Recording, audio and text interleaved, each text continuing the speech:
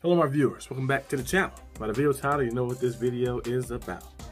5 Steelers who can have a breakout year in 2024. As you guys know, the season doesn't start until August when the preseason games start. So we got a month or two, kind of month and a half, a little bit. We got the little bit of June left, and then we got the month of July, and then August we start getting to the preseason games. It might not be the real deal, but it's still football. Hey, it's the preseason games coming, and then we'll see what else happens and stuff. And then we get to the regular season, and then that's when the stuff go real crazy. But the Steelers have a lot of players on this team this year, a lot of young players too. So a lot of the guys can't put on the list yet because we haven't seen them play yet. A lot of young players around the offensive line, some young players who are rookies, receivers as well, some other players on defense as well. So I feel like the Steelers have some guys who are poised for a breakout year, who can potentially break out and be that big time dynamic piece for our team. And starting off with the runner-up, who didn't make the list right here, who really don't need a breakout year to make to show how good they are, but I feel like a breakout year to just prove their dominance, when they have everything around them right. And the runner-up for the list was Najee Harris. And we know Najee Harris had 3 straight 1,000-yard seasons. Amazing player. He had 8 touchdowns last year. The year before that, he had 10 touchdowns. The year before that, had 10 touchdowns as well. So he scored 28 touchdowns in the past 3 years. Amazing, phenomenal player. A Pro Bowl running back as well. But I feel like Najee can definitely put up some big numbers, this coming season. 1,400 plus rushing yards, 10 plus touchdowns as well like that, and just be out there close to around the range of some of the best running backs. I think can be up there. He was like number 5. He was 5th on the list. Yeah, 5th in his rookie season in rushing. I think he can be up there with less touches as well, especially more production too, with the better O-line and stuff and better scheme calling as well. But the reason I haven't runner up on the list, I feel like Najee's already established. Already established player. We already know what he's capable of. We just like to kind of had everything around and kind of see what happened, because he had a bad O-line, put 200 yards, put 1,000 yards the following year and 1,000 yards the year after too. So I feel like Najee, we know he's capable of that, but it'll be great to see him go out there. I think this season could be the year. Go out there and just put up some big numbers and just go crazy. So we're gonna see if that happens. But starting off on the 5th person on the list is gonna be JPJ. JPJ, as you guys know, had a good rookie season. Good rookie season. He was on runner-up. I think he finished 3rd on the runner-up, so finished 3rd or 4th in the defensive rookie of the year for this past season. Nice player, nice player, very physical player, and play man-to-man defense. Made some good plays all around the field for the Steelers. Had an interception. Could have some other interceptions as well. Had some drops and interceptions here and there, but nice player. His tackling was shaky at the beginning. Got better as things went on, but this offseason we've seen him kind of working on that. He also got bigger as well too. We see him put on some more weight as well. So I think JPJ is going to have a big time year where he's like one of those top dog of course cornerbacks. Steelers kind of eased him into things. Remember early on he was kind of just using certain sets and stuff, but then they kind of start putting him out there more and say, okay, you're gonna go out there and you're gonna be a starter. So now he kind of gets the full keys of everything and stuff. I think him putting on more weight in the offseason, working on his tackling as well, he's gonna be the primary guy, and this is gonna be the year that a lot of teams go after him. Because you see what he did his rookie season. Rookie season, you kind of have a feel going in where people they have stuff on you, but they really don't have full things. Quarterbacks have the most pressure, of course, because they under center, they got to do all that crazy stuff. Call the plays, get the line, protection right, and everything like that. Call out the Mike linebacker, the Will linebacker, and all the things that goes on before you snap the ball and stuff. But for receivers, corners, linebackers, edge rushers, sometimes those other positions, they have a little leeway to kind of go out there. Not to be, I won't say it's easy, but to go out there a little pressure free, because people not really gunning for them. But this season we're gonna see some people gun for JPJ. They're gonna be like, okay, we know who he's like. We're gonna try him. We're gonna be some receivers, some top 2 receivers, just like they did last year a little bit. Top 2 receivers, they're gonna try him this year, the second year. And sometimes second years for some players can be a little tough. We've seen some sophomore slumps that players have. I think JPJ can be poised for a big time breakout year. He go get some top guys. Our schedule's very tough. Of course, we played the Browns twice. We got Mari Cooper, they got Jared Judy now as well, so that's a good task. You got the Bengals, of course, T. Higgins and Jamar Chase. You also have the Ravens. You got Zay Flowers over there too as well. So yeah, all these different teams we played. They played the Chiefs as well, Rashee Rice. They got the Speedster as well. They added to their roster. You look at who else we played this season.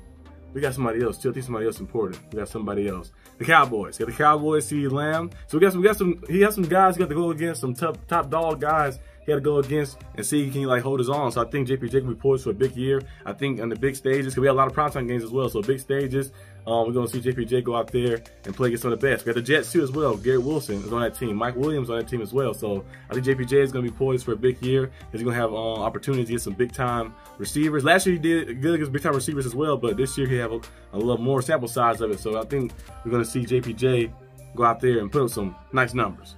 The next person I have on the list, of course, at number 4 is Keanu Benton. Keanu Benton last year finished with 1 sack. He had 1 forced fumble, but if you actually watch the games and just look at the stat sheet, he was very effective. He brought pressure in there. He got pressure in from the middle. Was very effective in the run game as well. Even though our rushing numbers, of course, rushing allowed was kind of low a little bit. But you watch the games, Keanu Benton was there. He was relentless. He go out there and kind of causing mayhem, caused some tackles to happen. Sometimes he was credited for the tackle. Sometimes he kind of like let a guy into getting tackled by his teammate or let somebody else getting the sack for him like that. But I think this year he should see a bigger role. We know Cam Hayward is getting a little older, and Leo Kajobi a little older too as well. Those guys are good and stuff still, of course, but they get a little older and they been banged up and getting injured here and there. Keanu Benton had opportunity last year to get more opportunity than for a rookie than we probably think he was going to get it first since the injuries happened. I think Keanu Benton should be poised for a big time season this coming year right here. Maybe seeing 3 or 4 sacks from him like that, maybe 5 sacks for him,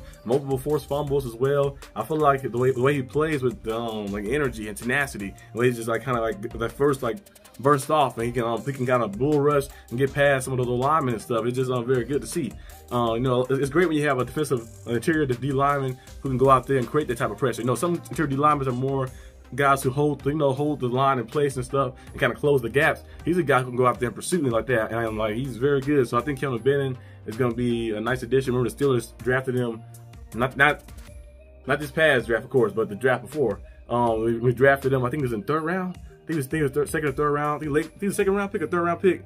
We drafted him. It was a very big steal for us, and he's been good. So I think he's poised for a big year to go out there and and help that defense out. The defense is loaded now. We got linebackers now, so you can play some of our old style of sending blitzers in. So we should be seeing Keanu Benton go out there and make some things happen for the Steelers.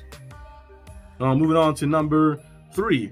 Who have a number 3? Oh yeah, number 3 I have Darnell Washington. Darnell Washington last year, now in a blocking standpoint, he was a very good blocker. At the goal line, we've seen a lot of big time blocks. Him and Broderick Jones was playing they were blocking very well. Ever since Broderick Jones got into the starting lineup, remember last year, and then also Darnell Washington going out there, and they used him a lot of different sets. They was doing a very good job at blocking. Now I think Darnell Washington only caught by I think he had like 5 or 6 catches last year, if I'm not mistaken.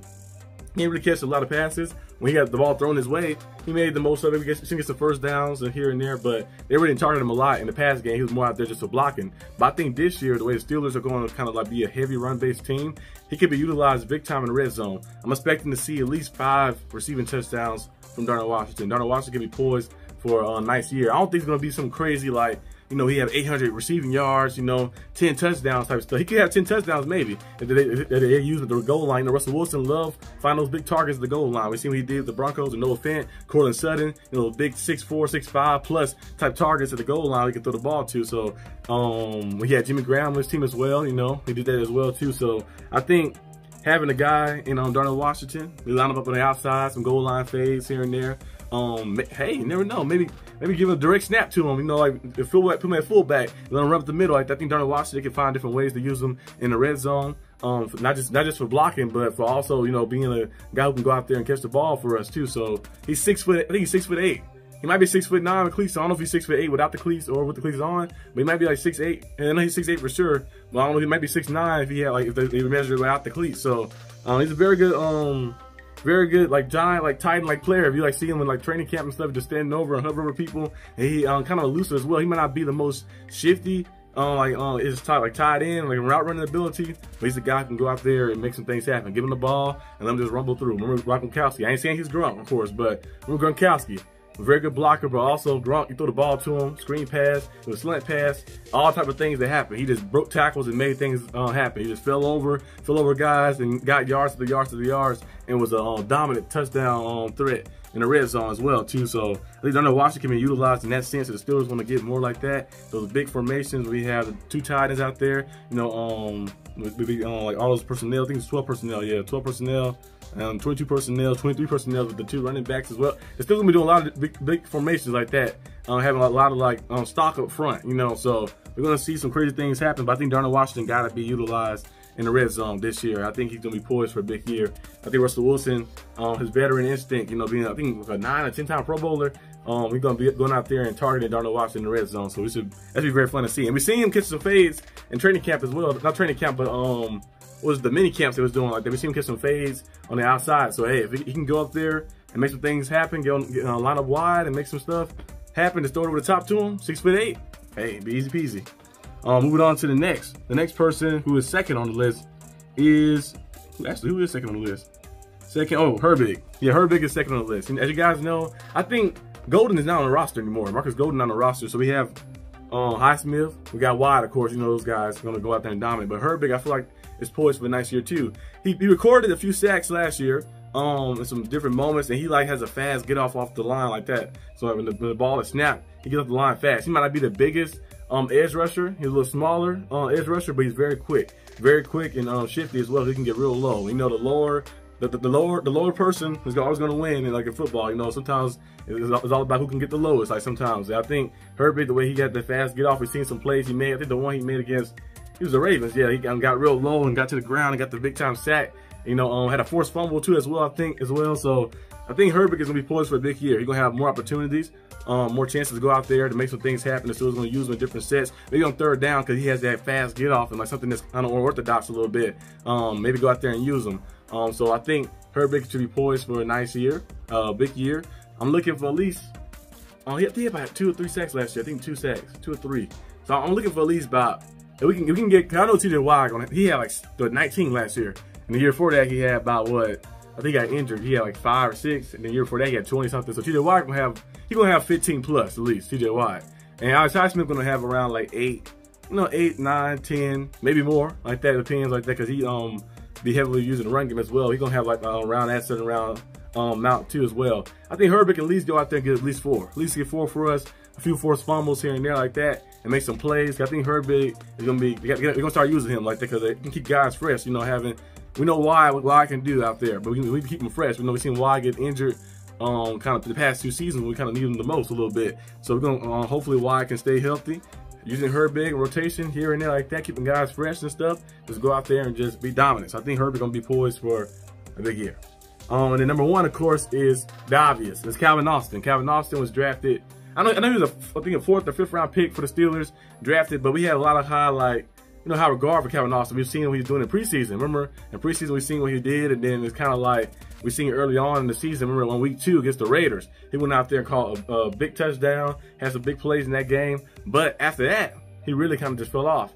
He didn't really play the best football. Was banged up, was injured. We've seen him kind of just like not being able to get open or create separation. I think we should see a better Calvin Austin this season, being healthier. I ain't saying he had to go out there and put 1,000 yards up or 800 or 900, but at least 500-ish. You know, around that range like that. Some big touchdowns here and there like that to be a deep threat for us to take the top off the defense. I know we got Van Jefferson who can do that too as well. We got Quez Watkins. Quarter Patterson can do some stuff as well too. George Pickens, you know what he can do, of course. He's our best receiver. But Calvin Austin, I feel like if he can go out there and become that second piece, maybe second, third type guy. I think Roman Wilson might be the second guy because of his versatility to play inside and outside. But Calvin Austin go out there, be that third piece, be that kind of that weapon you use like that just to get the ball to. Remember we seen some of those sweeps he caught last year where he get the handoffs, and he had some positive plays from that. I think if we can find a way to utilize him and he can find a way to just get to being like what we saw in training camp, what we saw in mini camps and preseason the years prior, I think Calvin Austin can be pretty nice. I think he can go out there and be poised for a big season. We're gonna see what happens though. I think that he needs to have one of those big years because first year he was injured. Remember he missed the whole season, and then the second year he started off cool, but then he kind of like I don't know what happened. Like at a certain point after the Raiders game, I think it was week 3 or week 4. After the Raiders game, he was not the same anymore. And then he had some moments here and there off some sweeps and stuff, but he just wasn't like the same Calvin Austin. I don't know if he was banged up. I know some games he missed, and some games he really didn't take no snaps at all. So maybe maybe they're just the offensive coordinator not calling his number or something. The Matt Campbell was doing some crazy stuff. But we're gonna see exactly what Calvin Austin's about. We got Arthur Smith now. We got a better O-line, got a better quarterback and everything now. So we're gonna see can Calvin Austin step up to be that player, that dynamic deep threat player we think he can be. If not, then we'll have to figure something else out. But I think he could definitely step up. You know, he has the ability. We've seen it before. So we're gonna see what happens. I think he run a 4. I believe it's a 4.31. So he has some speed on him too. So we're gonna see what happens. But this is all I got for this video, guys. Hope you guys enjoyed it. If you did, leave a like, subscribe. Let me know down below what's your top 5 Steelers players who need to have a breakout year, who's poised for a breakout season like that. Let me know. It could be guys who already established. Because Alex Highsmith, I know some fans will say that last year was not his best year. In my opinion, I feel like last year was a good year for him. He had a lot of strip sacks and caused a lot of turnovers and stuff. He might not have had the sacks he had the year before like that, but he still went out there and made some things happen. So some fans might say him. Some fans might say George Pickens because, he had 1,000 yards last year, but they still want to see the high level production from him, like maybe 1,400, 10 touchdowns, maybe 80, 90 catches. So let me know down below who you think is poised for a big breakout year, and I'll see you guys next time on the channel. Peace out.